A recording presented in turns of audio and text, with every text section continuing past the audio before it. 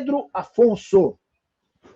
Boa noite, Nicola, tudo bem? Um feliz ano novo um pouco atrasado, tá? Tudo em ordem. Desejo a você tudo de bom. Recíproca absolutamente verdadeira, tá? Achei bem estranho o Marcos Braz no Corinthians hoje. Gabigol fechou, eu acho.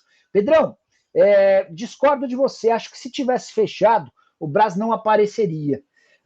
Os caras têm esse hábito de fazerem a política da boa vizinhança. Por exemplo, só para vocês entenderem o que o Pedro está falando, o Marcos Braz esteve na cerimônia de posse do presidente do Corinthians, né? Assim como também teve representante do Bahia, assim como o Augusto Melo, o novo presidente do Corinthians, foi na cerimônia de posse do presidente do Santos. É a política da boa vizinhança. Acho que se fosse para fechar com o Gabigol, talvez ele nem aparecesse. Mas o Gabigol, o Marcos Braz pode ter aproveitado essa visita para conversar sobre temas relacionados aos clubes. E talvez nem fosse o Gabigol o tema principal, até porque o Gabigol é mais vontade do Corinthians do que do Flamengo. Mas, por exemplo, em relação à troca do Thiago Maia pelo Fausto Vera, que é algo que interessa as duas partes. Que o Corinthians busca no futebol equatoriano. Abraços. Jonathan, o Denilson foi alvo de especulação no último dia do ano, porque ele chegou a postar um gavião e deu uma curtida em alguém que falava que ele ia para o Corinthians, né? O Luiz Carvalho, com quem estou conversando agora sobre o Veraldo, descartou a possibilidade dele ir para o Corinthians, alegando que, inclusive, o homem forte do futebol do Cuiabá, o Cristiano Dresch, nem está no Brasil, volta só no dia 3, tá? Então, qualquer novidade eu conto para você. Sobre o Ponta, na semana passada, uma fonte importante minha do Corinthians não, uma fonte de mercado, contou que o Corinthians estava fechando com um jogador da Universidade Católica do Equador. Só que ela não tinha mais, ela não sabia o nome da pessoa, só falou que havia nascido em 2004, que eu jogava do meio para frente com categoria de base na seleção. Depois até mandei mensagem para uma fonte no Corinthians e a pessoa falou: Nicola, muito difícil fazer aposta em jogador estrangeiro, até porque o Corinthians pretende usar todas as vagas de gringos, tá? Então, aguardemos cenas dos próximos capítulos, né? Jonathan Mello, boa noite, Nicola. É verdade que o Denilson do Cuiabá vai para o Corinthians? E qual era o ponto que o Corinthians busca equatoriano? Abraços. Então, Jonathan, o Luiz Carvalho, que é o empresário do Denilson, me assegurou que não tem nada, que inclusive o Cristiano Dresch só volta de uma viagem para o exterior no dia 3. Sobre esse atacante da Universidade Católica do Equador, eu não consegui a confirmação, tá? Até mandei para minha fonte perguntando se era... Quer ver, ó? Deixa eu até abrir a conversa com essa pessoa. Essa aqui, ó. Eu mandei mensagem perguntando se era o Jordan Yepes, atacante de 19 anos de idade. A pessoa nem respondeu. Deixa eu mandar uma mensagem. Feliz 2024.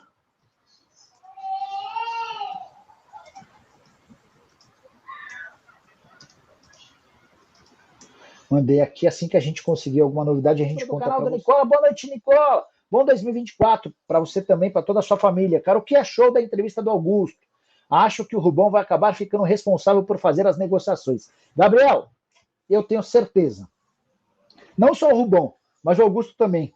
E deve ser super divertido, né? Você cuidar dessa parte de negociar, de ligar, de conversar com o dirigente, só para vocês entenderem. O Corinthians havia prometido trazer um executivo de ponta. Pensou no Rodrigo Caetano, não aconteceu, e está tocando a roda, está tocando as negociações, eles estão conversando com vários clubes. O que o Augusto justificou é que quando ele e o Rubão tocam, eles excluem os empresários, eles vão direto no clube, e dessa maneira paga-se menos comissão. Então, até uma forma de fazer com que os negócios sejam melhores para o Corinthians. Mas eu fiquei com a clara impressão de que quando contratar um executivo, e o Corinthians vai precisar contratar esse executivo, vai ser alguém pequenininho, alguém com pouco moral no mercado, para que os caras possam ter a voz. O acordo entre Corinthians e Caixa deu ruim. FBI hoje, o Augusto Melo, em sua entrevista como presidente, desconfiou, colocou em dúvida essa negociação. Mas agora a palavra está com o pessoal da Caixa, né? Mas que bom que apareceu. Caio Faramilho, será que o Augusto Melo despistou sobre o Firmino por estar muito bem encaminhado com o Gabigol?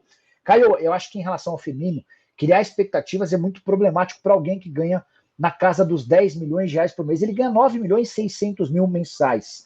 Se não houver a rescisão de contrato, não tem a mínima chance dele ser contratado. Se houver a rescisão do contrato, aí o Corinthians se coloca na briga, até porque o Firmino já declarou em diversas vezes a vontade dele em jogar no Corinthians. Mas se não rescindir, e assim, por que o Firmino rescindiria um contrato que só termina em 2026 se ele tem 10 milhões de reais por mês. Pode estar triste, mas é só abrir o internet banking e ver caindo 10 milhões de reais, que eu acho que essa tristeza deve passar um pouquinho. Pelo menos por um tempo, né? Olha, feliz ano novo a todos. Gabigol vem pro Corinthians ou é só barulho da nova diretoria? VIX, o que eu posso te assegurar é que o Corinthians está tentando. É o sonho de consumo do Augusto e do Rubão. Os caras...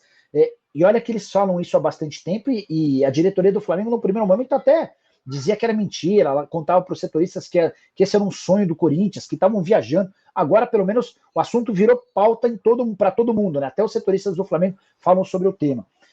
O Augusto Melo disse hoje que a palavra agora está com o Flamengo e com o Gabigol, que eles já sabem do interesse, agora eles precisam se posicionar. Outro dia chegaram a contar que já houve a reunião entre o Corinthians e o Gabigol, o empresário do Gabigol. André Ricardo Barbosa. Nicola, como você vê o Corinthians para 2024 até aqui? Será que dá para se animar para o futuro? Já que o Augusto confirmou a Ernest Young para auditar o clube, essa foi uma das confirmações da entrevista. Ele contratou segundo ele, a melhor empresa de auditoria do mundo para passar o Corinthians a limpo. Ele não vai jogar para debaixo do tapete nada do que aconteceu antigamente. Isso é legal, ponto positivo. O Augusto também falou em uma redução de 8 milhões de reais na folha, com as saídas até agora. Se o Corinthians tinha 22 milhões de folha, diminuiu em 8, está em 14. E é com essa flexibilidade que o Corinthians pode pensar, por exemplo, em contratar o Gabigol.